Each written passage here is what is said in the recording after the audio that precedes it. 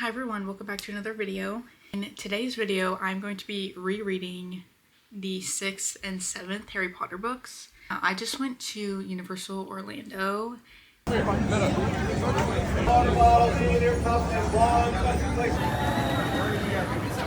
While running, our guests must think us most ungracious hosts. Good. Dumbledore, headmaster of Hogwarts School of Witchcraft and Witch. But to get you there, we have to sneak out.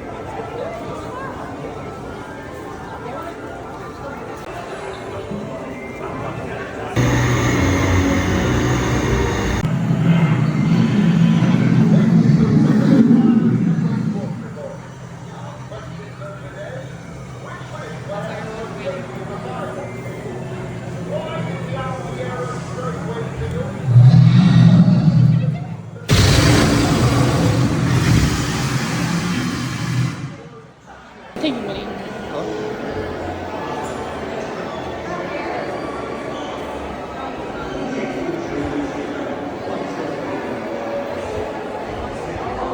I am kind of in another bit of a Harry Potter kick, if you will. Obviously, we visited Hogsmeade, Diagon Alley. I did not do the ministry part. I did not go to Epic, so I did not see any of that, but I plan to do that next time. I'm really intrigued to see how that is. I know they're still working out a few kinks. And I rode Hagrid's The Flight of the Hippogriff and then Gringotts and Forbidden Journey. Loved all of them. If you haven't gone, I totally recommend doing it. It was so much fun. I don't think I've ever reread the 7th Harry Potter book. I know that I've dipped my toes into the 6th one before this journey at all. The 6th book is my favorite book as of right now. I'm not sure if that'll change. We'll have to see. I just really like the feeling of like being back at Hogwarts and that the 6th one like has. It's something that I've always loved about that one. And I'm reading them on my Kindle because if you don't know, they're both on Kindle Unlimited, and that's awesome for me because I have the books, obviously. I started reading them. I was still in like middle school when I was reading them, and I'm fully graduated now, so it's been a while. I have reread the first one, the second one, the third one, and the fourth one, and the fifth one actually. So the only two I've not reread are the 6th and 7th, and I have been doing a reread, and so this is just where we're at. These two I know are going to be like some of my top favorites, so I wanted to do that with you. I've already started the 6th one. Let me figure out where I'm at. So I'm on page 122. I'm 19% in. So I'm on chapter 6, Draco's Detour. I actually know exactly what's happening in this chapter. I don't know if I ever got this far in this book when I was doing my reread. I have read all of these books before, obviously. I'm not that behind, but I plan on me doing many Harry Potter rereads on this channel. It is one of my favorite series. It's just below The Hunger Games. The Hunger Games will forever and always be my favorite series. It's not actually the first one I read. The first one I read was Harry Potter, but The Hunger Games just has a special place in my heart, and I will forever love it for that. I also love Harry Potter, so I've already gotten through the parts at the beginning with actually getting these books down. I broke one of my Lego sets. It's okay, I threw it away. It's not that big of a deal. Okay, so these are my original copies of the 6th and 7th books. Obviously, you can see that they have been well loved. Apparently, never finished this one. What's in here? Love this bookmark. My grandma bought that for me. Let's see. Let's kind of flip through what I have been reading in the 6th one. Because, ooh. Yes, okay, so the first chapter is called The Other Minister, and so if you haven't read Harry Potter, there's going to be spoilers in this video, so maybe don't, and if you ever plan on reading it, don't ruin it for yourself. You need to read it. One of the best book series on this earth, so do with that what you will. But I read The Other Minister. That's the first chapter in this book, and it's a lot of it is just Fudge like going over what's been going on in the wizarding world with the current prime minister in London, basically, and telling him about, like, he only gives him like information of like really important stuff, but he doesn't give him the whole story either. So he doesn't know everything, but he knows what he needs to know, kind of. And that was a very smart move, I think, but doesn't really work out for him in the end, does it? Because then we get introduced to the new Minister of Magic, who is Rufus Scrimgeour, I believe is how you pronounce his name, and he is described to look similar to a lion. I always remembered that from reading these books. I don't know if they talk about that in the movies. I have not rewatched the movies in a while. I need to do that, but you get introduced to him. He's very like cutthroat, and he's like, all right, there's a war going on. We've got to get this under control. And him and Fudge are very different on that aspect, but Dumbledore told Harry that he likes this guy and he thinks he's capable and able to get the job done. So we'll see where that leads us. So chapter 2, Spinner's End, is where Bellatrix and Narcissa Malfoy, who are sisters, go and visit our Professor Severus Snape. And he's kind of giving them the rundown. He's like, I'm still on your side. Like, I've still got all these things going, and I'm trying to do the best I can to be in the middle ground of, like, still getting information for Voldemort, while also telling Dumbledore kind of the same thing. Obviously, we know where that leads us. If you've read these books before or seen the movies, you know where this leads us. But Narcissa goes in with she wants to go talk to Snape. Not to question him about his loyalty to Voldemort, really.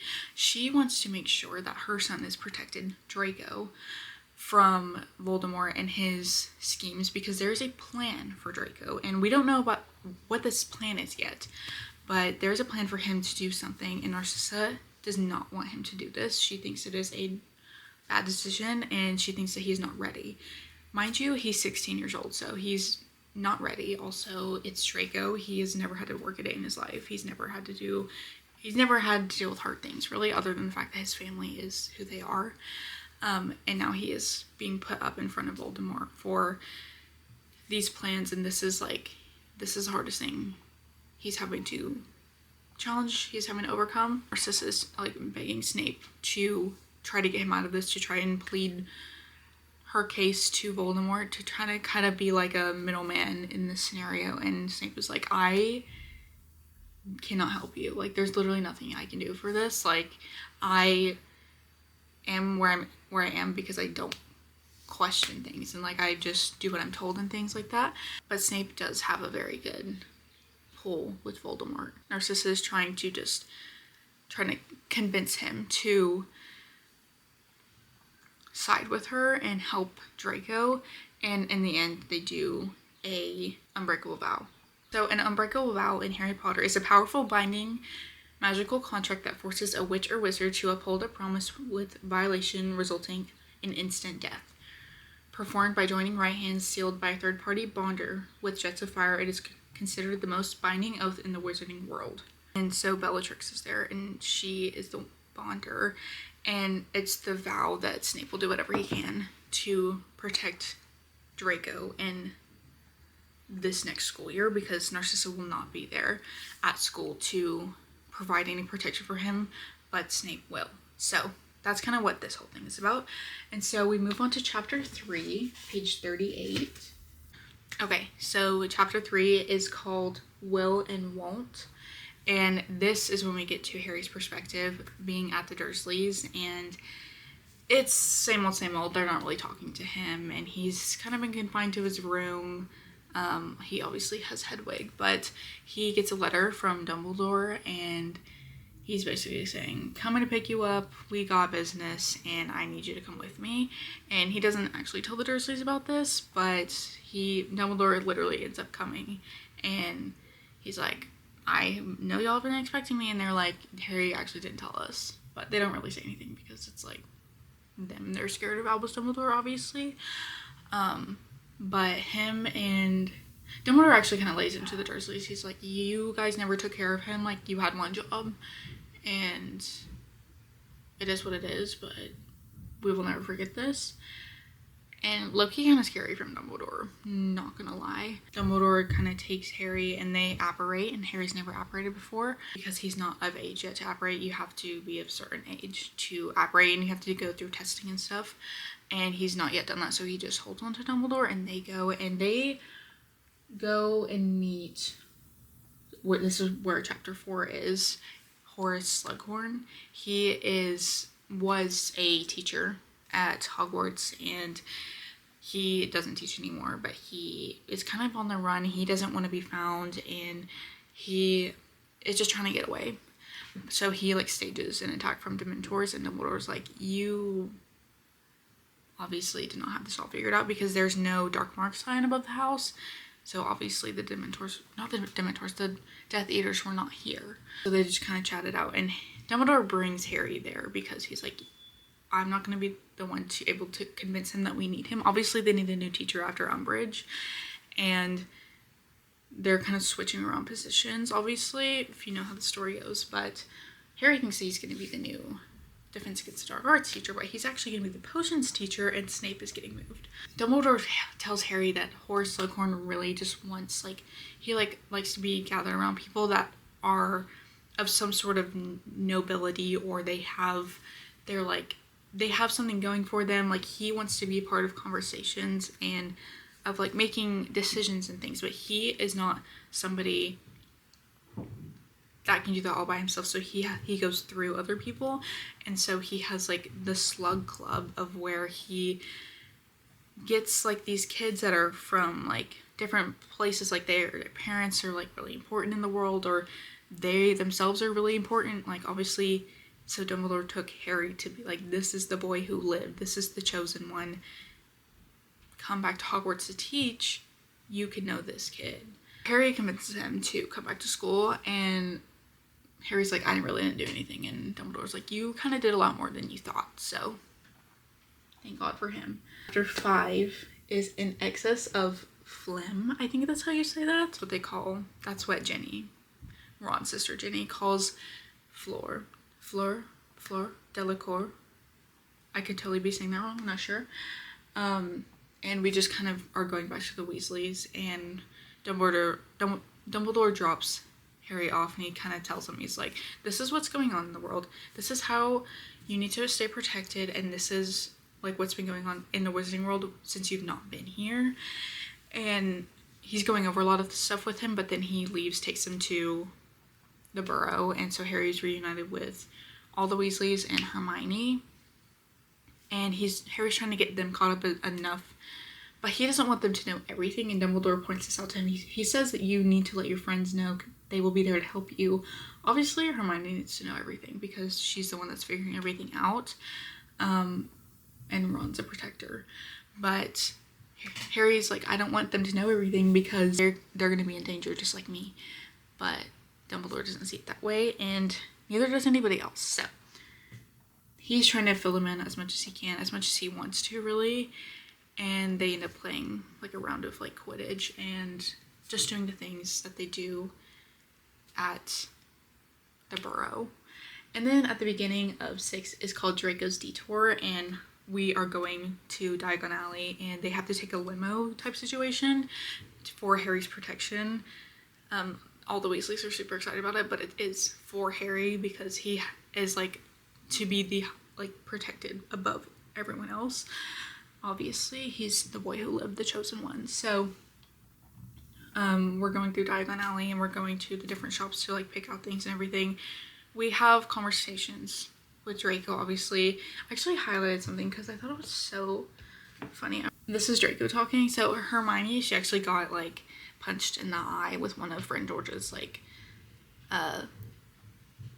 joke boxes things, and Draco says, who blacked your eye, Granger? I want to send them flowers. I thought that was so funny. I don't remember him saying that. So they kind of like go back and forth with Draco, and they end up seeing him like going off into like a little bit of weird place in Diagon Alley.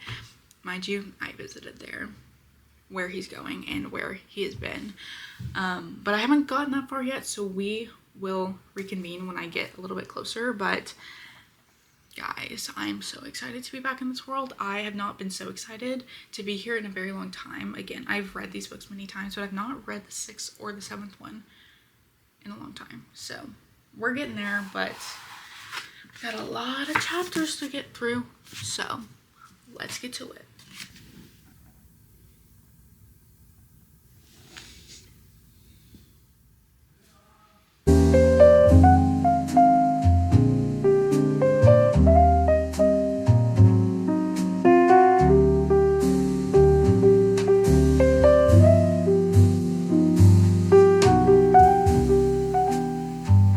Okay, so I'm officially on chapter 15. So much we have to talk about. This is actually insane. Let me go get my physical book real quick so I can look at the chapters.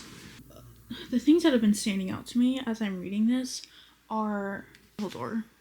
He really decided, like, took it upon himself this school year for Harry. He is going to be, like, giving him private lessons, obviously.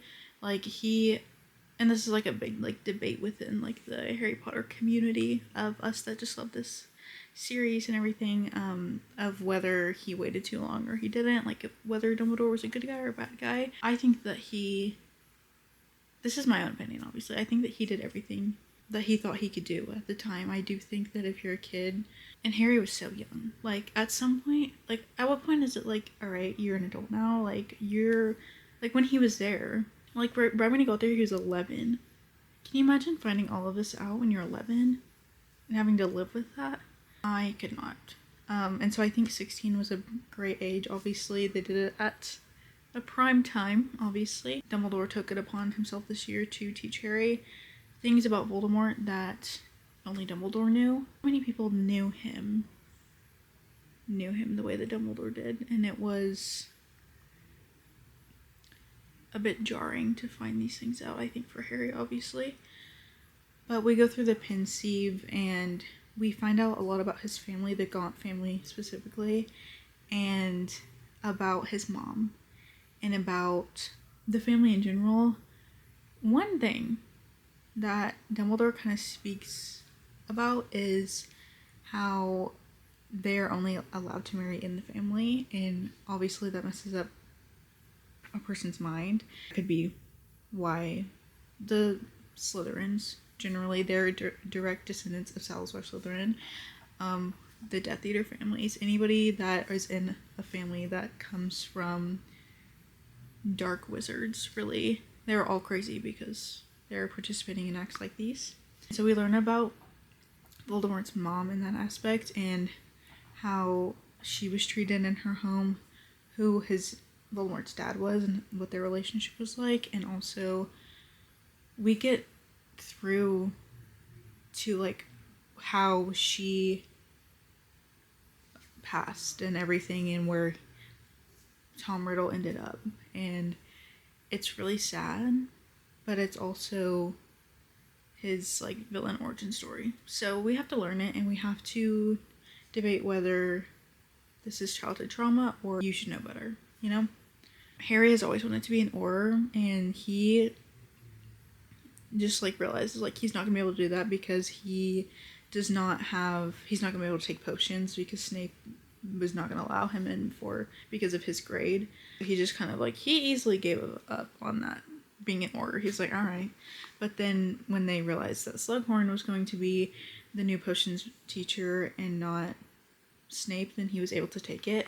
And so now he's back on his Auror grind, but he doesn't have any of his like books or like any materials for potions class, so he has to borrow some stuff from the cupboard or whatever. He finds this like one of the books from like, it's an advanced potion making book. It's property of the Half-Blood Prince, and so we kind of have this new character. It's like kind of a mystery of just trying to figure out who the Half-Blood Prince is. Obviously I know who it is, and many of you probably know who it is too. I hope you've read this book because I'm literally giving everything away, but I'm not going to say who it is just in case. For right now, I'll probably say it later, but he finds this book, and this book has so many like helpful hints in it on a lot of potion stuff that's not in like the original copy. It's like little notes in the margins and everything, and it really helps him out on a lot of things that he's doing in potions because they're like things that are not actually in the book, but they're things that you have to do to get it correct, which is really interesting. Like, why not put it in the book originally? But Half-Blood Prince didn't write the book, so I guess that is why it is that way. But he has this whole other mystery to try to figure out who the Half-Blood Prince is, but I have yet to figure out who that is yet, because I've not gotten that far. But I know who it is. We get to, in chapter 12, it's titled Silver and Opals, and this is the chapter when we take our trip to Hogsmeade. The trio, we're going out and we're like going shopping. It's not really a great day outside. They don't really want to be there because they're just like Harry's not really feeling it. He's having some new emotions that he's not really felt before, and he's like trying to figure out how to deal with that. And he's also just like, it's an awful day outside, let's go back to the castle. So on their way back, they meet Katie Bell, and there's something wrong with her, and her friend Leanne, she is like talking to Katie, and they are like disagreeing, and Katie ends up like literally levitating in the air, and something's wrong with her. She's been cursed. And so Harry runs and grabs Hagrid. It's like, Katie Bell, she's been cursed and she needs help. And so Hagrid comes and like carries her back to the castle. We've still not figured out yet what happened to her, but Snape was able to save her life because she only just barely touched the necklace that cursed her. Somebody left it in the bathroom, and Harry thinks that it's Draco because of everything that happened in Borgin and Burkes. But McGonagall and Dumbledore are kind of like, let's not accuse anyone unless we know, you know?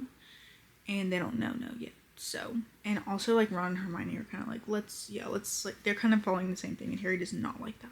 He does not like that. He's like, we literally saw him being shady in Borgin and Burkes right before we came to school, so why are we not doing anything with this?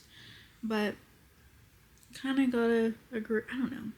Then we go and get the second half of what I already said about like what happened to Tom Riddle's mom and like where he ended up, and we like see him in like the orphanage that he grew up in, and Dumbledore going and like inviting him to Hogwarts and what that looks like. He's already a very troubled kid, and we see that, and we see that how he reacted to things, and it really explains a lot. So, not surprised. And then we get to chapter 14, which is Felix Felicis, and this is the chapter when they have their big Quidditch match, the first Quidditch match. Katie Bell could not be there. She is a chaser for Harry's team, the Gryffindor team, because she's obviously just been cursed. So they have Dean come in, Dean Thomas, and who is Ginny's boyfriend. We've like replaced her for the time being, and they have a great game, but Ron is literally so nervous the whole time. He's like, I can't perform well. And so Harry pretends to put in drops of the Felix Felicis into his pumpkin juice that morning, and so he feels lucky all day. And turns out he just needed a little bit of confidence, and he did great. He played a great game. Harry caught the snitch. Ginny went and hit Zachariah Smith. Can't really blame her. This is one of my favorite Harry Potter books for a reason. I'm so excited to be rereading this right now. Oh, it's literally going so good. I'm definitely going to read more tonight. But look at how well loved this is.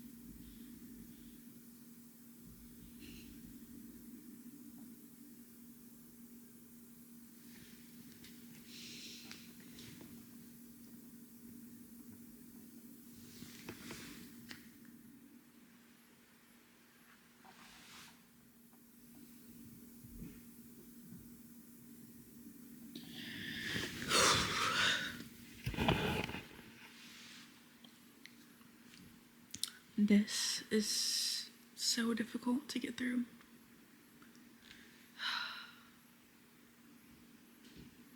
Alrighty, girls and guys, I don't know who's watching this, but I have officially finished the 6th Harry Potter book.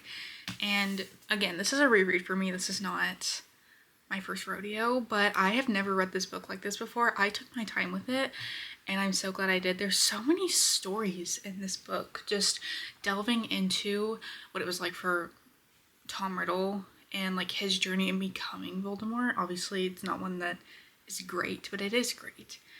Like Ollivander said, I knew this had always been my favorite book of the series, and I kind of began to doubt myself and question why that was, and now I fully remember why it was, and this makes me want to do, just for the rest of my life, just keep rereading these books and like delving into what makes them so special to me.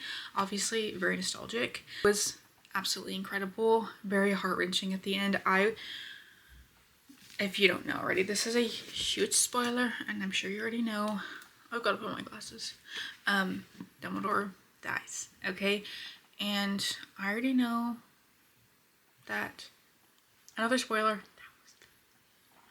but it's always hard having to reread about it, and I usually don't cry in books, but this kind of got me. Obviously, this is a character we have known to love, but the thing with him also is, I know I was talking about him earlier, it's like this big debate whether he was actually like a true friend to Harry and he actually wanted what was best for him, or he would just had this plan. He was like, Harry's basically, he's got to die. And if that's just the only way he was able to see him because he didn't want to bring Harry in, which I can see both sides, honestly, but I did get frustrated with him because I can feel Harry's feelings, like right when Dumbledore is trying to help him, like right when he's trying to get him to that place of being able to understand everything that he needed to do, like in preparation for the final battle, and then he just dies. So it's incredibly frustrating to read and have to, I'm sure, obviously for Harry to literally be living through having your mentor who is taking you on this journey from since you were 11 years old. I don't know, it's just like a really heartbreaking thing, and I don't necessarily resonate with Harry in all of these ways because he is living a very different life than I do, but I can understand like how frustrating it is. And obviously now he's having to grieve along with these other things that have happened to other people, like Bill will never be the same. Obviously, all the people that were affected by Dumbledore's death will never be the same. But there are good things, and it's just another step closer to where we need to be, which brings me into the next book. Obviously, this book is 5 stars for me. It's like honestly 6 stars. It's not like even, that's not even why we're doing this. It's not me giving you ratings. They are incredible books. But this leads me into our last book, the last Harry Potter book